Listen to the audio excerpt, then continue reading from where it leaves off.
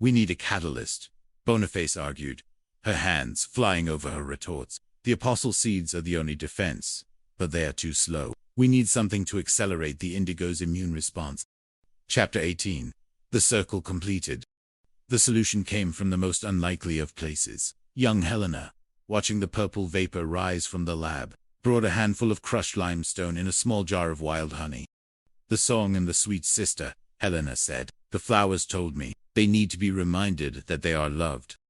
Boniface paused. Scientifically, the honey was a natural antimicrobial, and the song, she remembered the guardian Julian mentioning the vibration of the earth.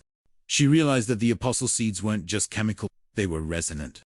Using a high-frequency transducer to mimic Helena's humming, and a refined honey limestone solution, Boniface created a luminous serum. As they sprayed it over the garden, the effect was instantaneous. The indigo flowers didn't just bloom, they glowed with a soft, ethereal light, pushing the grey rot back into the dust. The Ouroboros agents, who had infiltrated the village to witness the fall of St. Vincent's, were captured by Sam's team. They were led by a man who had been Ronnie Panace's assistant decades ago, a man who had inherited the shark's grin but none of his eventual conscience. As the sun rose over a saved garden, Sister Boniface sat with young Helena on the old stone bench. She felt the weight of her years, but for the first time, she didn't feel the burden. You have the eye, Helena Boniface said softly, handing the girl her own magnifying glass. Not the one on the box, but the one in here. She touched the girl's forehead. The foundations are safe, Sister Helena replied, looking at the chapel. Chapter 19. The Silent Witness. The aftermath of the grey rot incident left Great Slaughter in a state of quiet reflection. While the world celebrated the luminous serum, Sister Boniface spent long nights in the archives, accompanied by young Helena. They were searching for the original journals of Sister Helena, the archaeologist, hoping to find the true source of the apostle seeds. One evening, tucked inside the hollowed-out spine of a 16th-century prayer book, Helena's nimble fingers found a hidden compartment. It contained a single, yellowed photograph and a handwritten letter dated 1944. The photograph showed a young Helena standing beside a man in a military uniform. He had a kind, tired face and the unmistakable gaze of a scholar. On the back, it simply said, "For the future of the world. With love, Elias." "Who was his sister?" Helena asked, her voice hushed. "Elias Thorne," Boniface whispered, the name tasting like old secrets. "He was a botanist during the war. He worked on secret project to find natural cures for the soldiers. It seems Helena and Elias found the seeds together in the Middle East. They weren't just archaeological artifacts. They were a pact between a soldier and a nun to ensure that healing would always outlast the weapons of war." The letter revealed that Elias had died shortly after the photograph was taken, leaving Helena as the sole guardian of the seeds.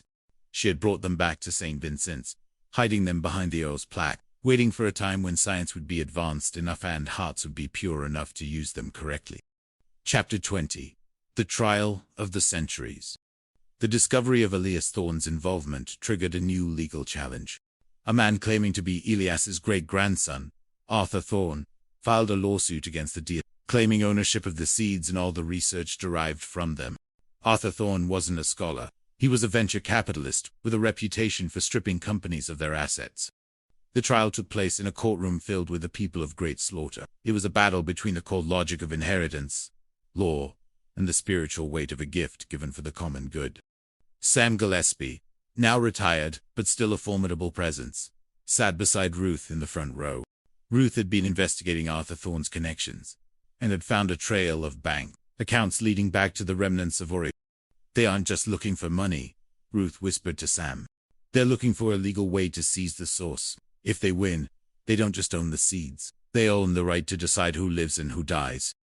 Sister Boniface was called to the stand. She looked fragile in her habit, but her voice was a pillar of fire. "Mr. Thorne," she said, looking directly at Arthur, "you speak of bloodlines and documents, but the seeds do not recognize a signature. They recognize a soul. They failed to bloom for the shark, and they withered for the greed of Apex. They only bloom when they are shared."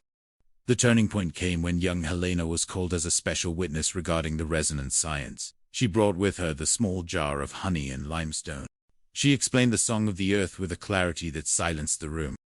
The judge, a man who had seen too much greed in his long career, made his ruling. The seeds belong to no man. They belong to the sanctuary that preserved them. Arthur Thorne's claim is dismissed. Chapter 21. The victory in the courtroom was celebrated with a quiet prayer in the garden. But as the seasons turned, a new phenomenon occurred. The indigo flowers began to change color. They were turning a deep, radiant gold, the color of the final bloom described in the ancient prophecies Helena had translated. The scent was no longer just ozone and honey. It was the fragrance of every memory of great slaughter, the damp mist, the wax of the candles, and the laughter of the children. "It's time, Boniface," Reverend Mother Adrian said, standing beside her in the laboratory. "The seeds have completed their journey. They are giving back everything they have stored for 500 years. The final bloom released a fine, golden pollen that drifted over the entire valley. It wasn't a cure for a single disease. It was a strengthening of the spirit. People who had been at odds for decades found themselves reconciled. The bitterness that had clung to the Sedgwick name finally dissolved. Even Matthew Sedgwick, now released and working quietly in the convent gardens, felt the shift. He stood among the golden petals, a man who had finally found his home. Chapter 22. The Heart Unveiled. Sister Boniface sat at her desk, finishing the final entry in her laboratory log. She was 90 years old, and her eyes were tired, but her heart was light. Young Helena, now a graduate of Oxford and a renowned scientist in her own right, stood behind her, her hands on the old nun's shoulders. "The secret wasn't in the chemistry, was it?" Helena asked. "The chemistry was only the language," dear Boniface replied. "The secret was the love. Helena and Elias, Sam and Ruth, the town and the convent. We are all part of the same stone, and the stone is finally transparent." As the sun set on the quincentennial +1, the bells of St. Vincent's began to toll. It was a sound that didn't just stay in the valley. It seemed to resonate through time itself. Ruth and Sam sat on their porch, watching the golden mist settle over the hills. They were old now, their hands intertwined, a testament to a love that had survived every storm. "It's a beautiful story, Sam," Ruth whispered. "It's the only story," Ruth's Tom replied. In the laboratory, a light finally went out, but the garden continued to glow, a vibrant, eternal, indigo gold, waiting for the next generation to hear the song. Great Slaughter was more than a village. It was a sanctuary where the past and the future had finally, and forever, become one. Chapter 23. The Modern Sentinel. 5 years after Sister Boniface's peaceful passing, Helena Gillespie had fully assumed leadership of the Boniface Institute. At 25, she was a bridge between two worlds, the ancient, silent halls of St. Vincent's and the frantic, digital noise of the 21st century. The Golden Pollen event had changed everything. The Institute was no longer a village secret. It was a global landmark. Yet, with fame came a more insidious kind of shadow.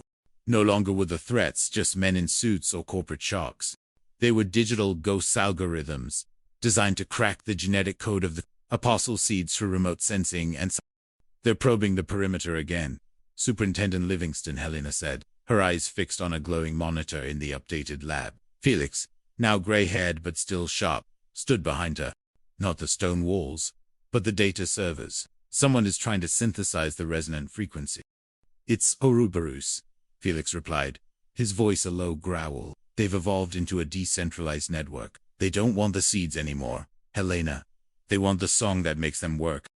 Helena looked out of the garden. The indigo gold flowers were quiet, their leaves shimmering in the twilight. She felt a strange vibration in her chest, a low hum that she had felt since she was a child. It wasn't a frequency you could record. It was a frequency you had to live. Chapter 24. The Digital Eye.